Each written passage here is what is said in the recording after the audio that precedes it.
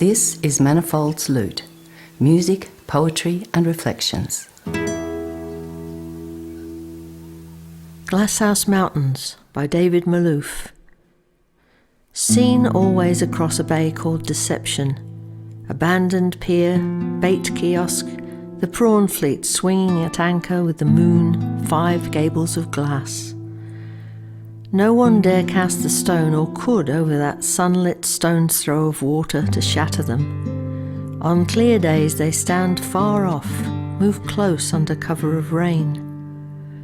At night, safe in our beds, we dream of them. Dark brows of giants frown up from the bay's blue depths. Our pebbles skip leagues of bright water to shatter their heads. So close we push off for their furthest shore. Our arms grow stronger for rowing, and like lodestones they draw us, drawing the strength from our flesh. The grey sandpiper dips through matchwood spars. Sea lice, bright flakes of moonlight, glitter and burn. The bay dries to white salt on our fingers, to black on our lips. O giants unkilled who walk tonight the moonlit waterlines of my sleep. In the bay, a small boy's throwing arm weighed down with shadows, 5 stones, 5 mountain peaks.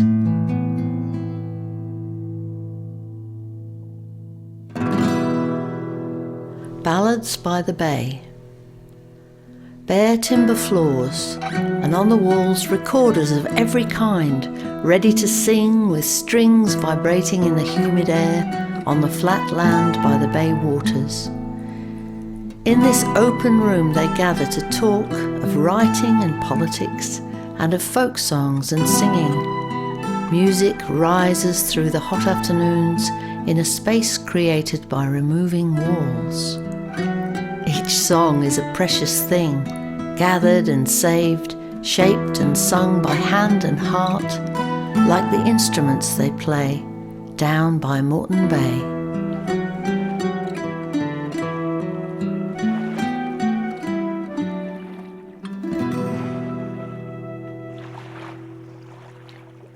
John Manifold originally played a nylon-strung maton until, as Doug Eaton recollects... Well, it was stolen.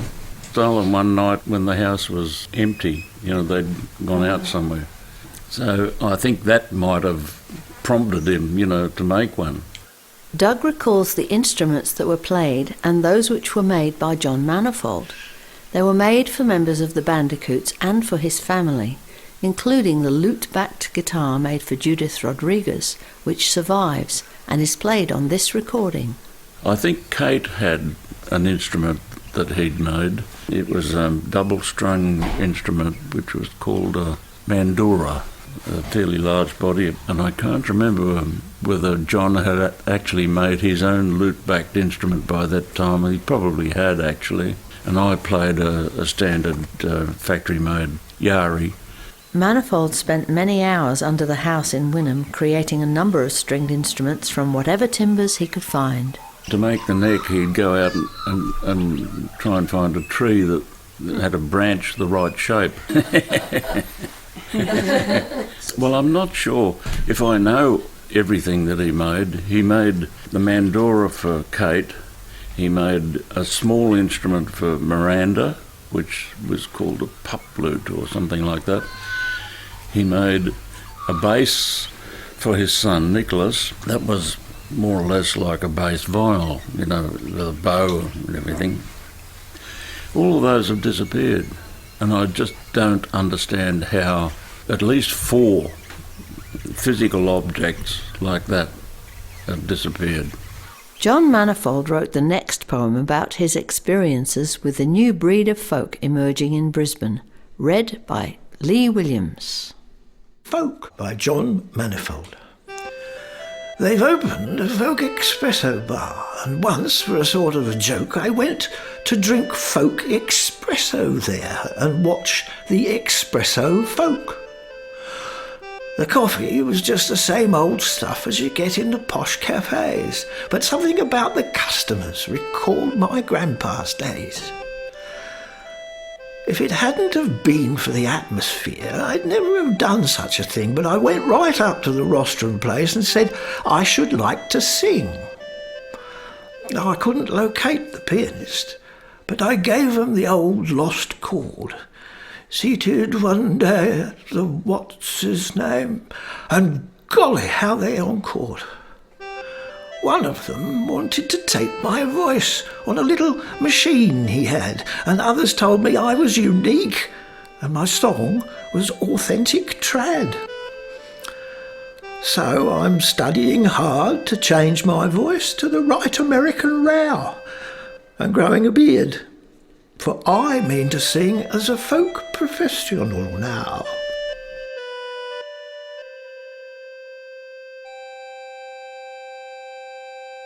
Stan Arthur had been in the 1954 Queensland production of Dick Diamond's play Reedy River at All Saints Hall in Brisbane.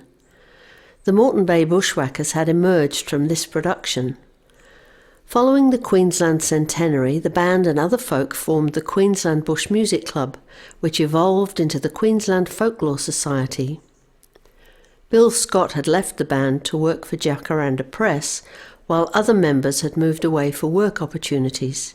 Stan Arthur started a new band, as Garry Tooth remembers. We morphed into the Wayfarers. Bob Stewart and Stan and I got our first professional gig at the Primitive Coffee Lounge in the old Piccadilly Arcade, which doesn't exist anymore. And we became a sort of professional singing group. Doug Eaton fondly remembers the music sessions at the Manifolds in Wynnum.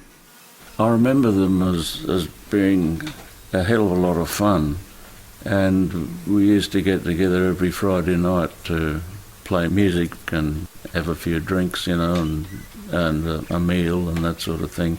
I always went down to their house at Wynnum North. There were larger gatherings because John wrote what he called music for a free-for-all orchestra in their lounge room, which was quite big because they'd removed one wall.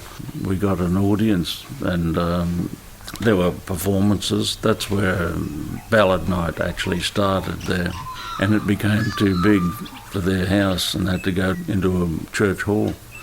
He wrote enough parts for different instruments to get together into a rough orchestra.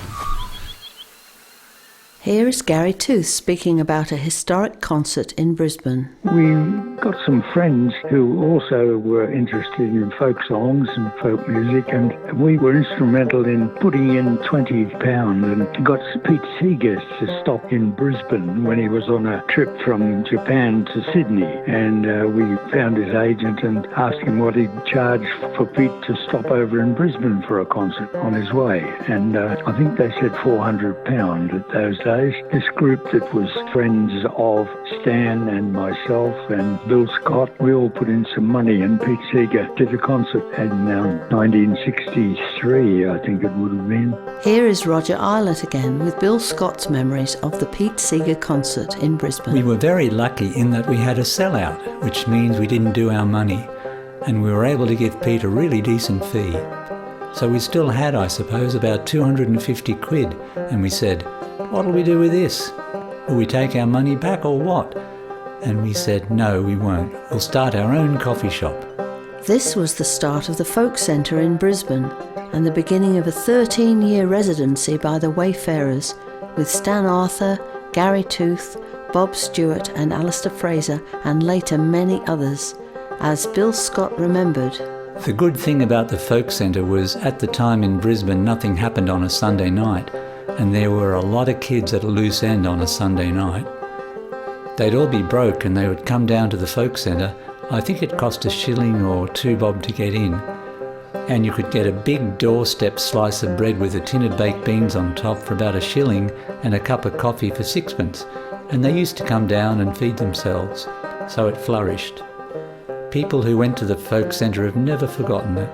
On several occasions, middle-aged ladies have come up and given me big hugs, and blokes have come up and shaken me by the hand and said, I used to come down to the Folk Centre when I was a kid.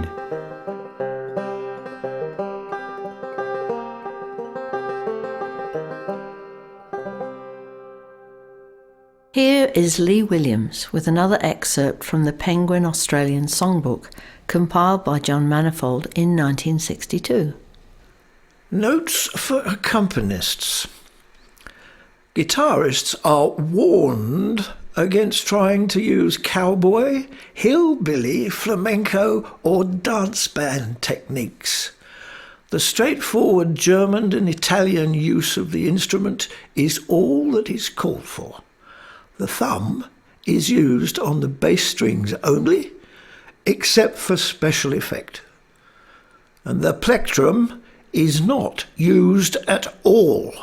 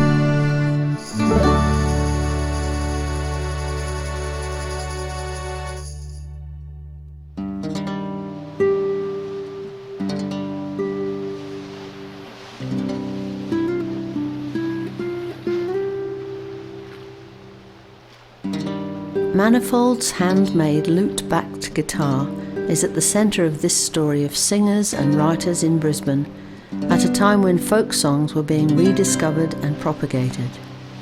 Its gut strings and its handcrafted body resonated to the many voices lifted in song. These sound waves carried people along to the ballad nights, the Bandicoots, the Moreton Bay Buxhwhackers and Wayfarer bands, to the folk centre, to the Queensland Folklore Society, to the Queensland Folk Federation, to the Mullaney and Woodford Folk Festivals, and on into the future.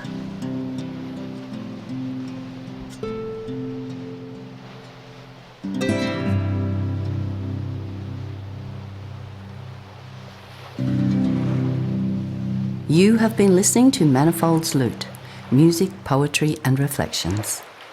Voices featured on this recording were Doug Eaton and Garry Tooth, who told their own stories. Other voices were PENNY DAVIES, Lee Williams and Roger Ilott. Manifold's Lute was written and produced by PENNY DAVIES and Roger Ilott. I'm Tricia Armstrong, and this has been a Restless Music production for the Australian Cultural Library's John Manifold Fellowship.